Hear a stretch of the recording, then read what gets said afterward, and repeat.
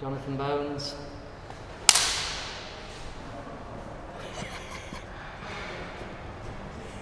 It's harsh. It's fancy. Yeah. Well, okay, I have to scratch. Yeah. So, Jonathan, it's lovely to be here.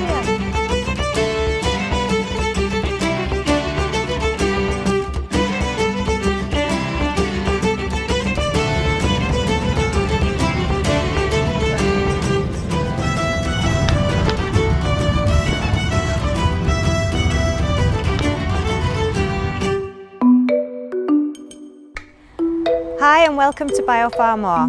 Today I'm here at the National Institute for Bioprocess Research and Training, also known as NIBRT, in Dublin, Ireland, to find out a bit more about a collaborative study that's been ongoing between 7 leading biopharmaceutical companies, NIBRT and ThermoFisher Scientific, to look into extractables and leachables in single-use bioprocessing technologies.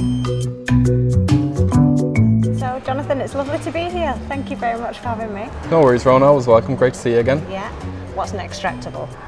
So, an extractable basically is a chemical which can be extracted from these plastic bags, these plastic bioreactors, using kind of harsh chemical conditions, so things like solvent or extremes of acid or base.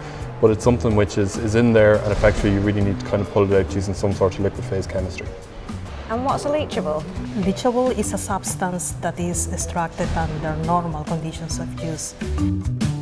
So, Jonathan, why is it so important to the pharma industry to test for extractables and leachables? Extractables and leachables, Rowan, are probably the biggest kind of risk or stumbling block to the actual implementation of single-use solutions.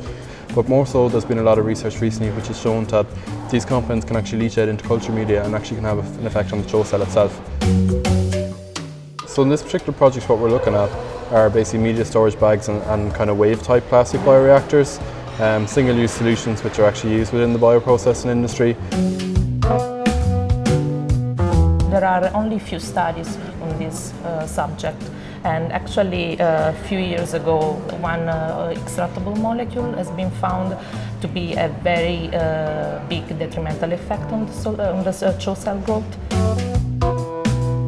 This molecule is able to halve the quantity of CHO cells that can be produced. But the idea is to find the new molecules and to test them on CHO cells to see what is the effect on toxicity and on growth curve. There's 7 individual companies working on this in the pre-competitive space. So on that, basically the industrial partners are Pfizer, Allergan Pharmaceuticals, Eli Lilly, Merck Sharp and Dome, Janssen Biologics, Biomarin International and Genzyme. It is very important that we determine these compounds at very trace levels, because we have found that some compounds can have detrimental effects even at very low concentration, so the best option is always the mass spectrometry based techniques. We try to cover the whole spectrum of extractables and leachables, so we can have, for example, semi-volatiles, volatiles, metal, elemental impurities, and also non-volatiles. And you can't determine all these compounds with only one technique. So we have applied different techniques like, for example, gas chromatography, liquid chromatography, and ICP analysis. I think a key thing really is just information. It's, there's certain information out there. Obviously, suppliers of these kind of solutions have to provide a certain list of extractables which may be present. For us, it was just a really, really nice analytical and associated manufacturing challenge. So this really has allowed us to go and put this sort of information into the public domain. Thank you ever so much, Jonathan. Thanks, Ron. Thanks a million. No problem.